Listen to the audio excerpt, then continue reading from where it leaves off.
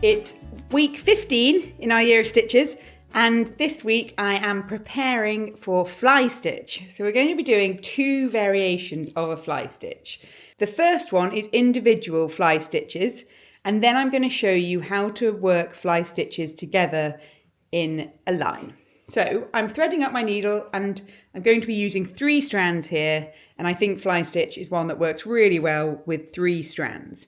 It's not one I think you really want to have a lot of strands of thread when you're doing, because if you use something like 6 strands when you're doing a fly stitch, you'll slightly lose the shape of the fly stitch itself.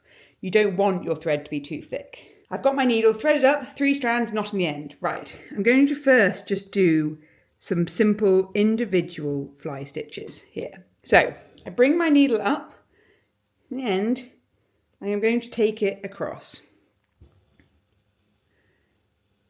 Then with the loop loose, I'm going to pull it to one side, put my needle through the loop like this, and then I pull in. See? So I've created the shape of a letter Y. Let me zoom in on this and I'll show you again. So I'm going to take my needle across, catch the loop, and then I secure it in place, creating this Y. So it's a really wonderful stitch. It's very simple. You know, once you've done it a few times, you'll have it easy peasy. You're just creating a loose stitch, catching it, and then securing it in place. Now, when you're doing individual Y stitches, you can do a quickened up version where effectively from this point, I do a little diagonal stitch. So needle doesn't go on the back of the fabric. I do a diagonal in the shape of my Y, and as my thread comes up, I just catch and go. So it's very slightly, if you do want a quicker method, I'm very slightly here, just speeding up my process by just catching as I go.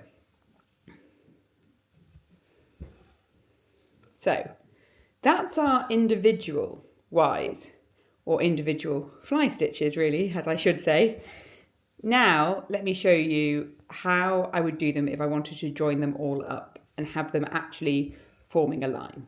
So what I would do is I would do exactly the same as I just did there, where I create my first Y fly stitch like this, and I secure it in place. Then what I'm going to do is go on to my next fly stitch almost immediately. So I go and create another diagonal stitch and catch again as I go. So I can go again, catching my diagonals as I go. So you see how with every new stitch, I'm just doing the same fly stitch method, and I'm doing it in a line. And I can go back across this way.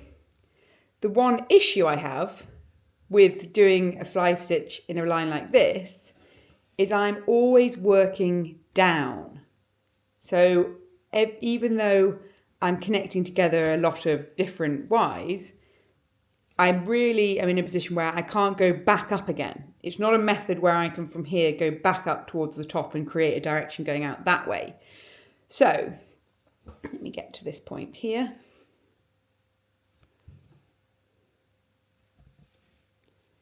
If I, with my fly stitch, actually wanted to also have a row of stitches coming in this way, what I'd have to do is I'd have to then go back up to the top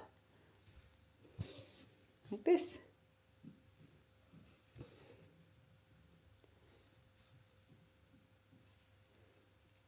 And I would have to work downwards.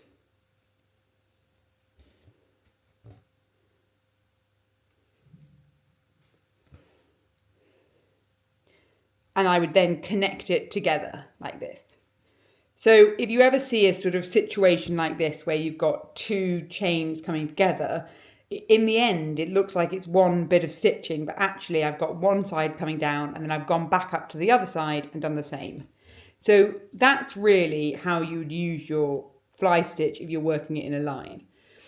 You also can just do a much simpler line where you go like this, so we can do our fly stitch catch my fly stitch, do a little shape like this, and I could also just do my individuals but joining them all up.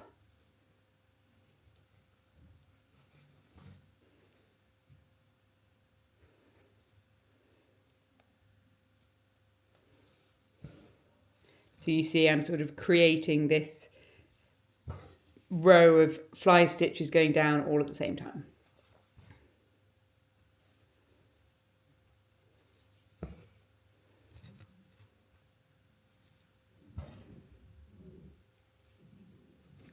And that's how you do it. But here, when you do a fly stitch like this, in a way, you're not actually creating them as a line, a continuous line.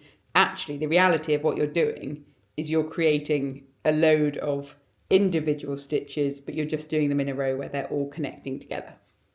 So this is a great stitch to use for plants. I quite often use it on leaves and things because it does have that kind of wiry shape of a leaf, but also can be used for, you know, the sort of veins of a leaf down the middle, because you can vary the length of each Y, and so you can create nice organic shapes through this method.